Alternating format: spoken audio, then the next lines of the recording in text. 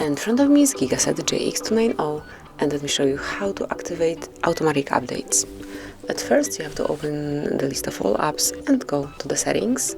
Now locate and open About Phone, and here locate build number. Here it is, so you just have to click on it 7 times, then enter your unlocked pattern, and as you can see, you've just unlocked developer mode. So let's go back, and from now on you'll be able to enter developer mode, which is located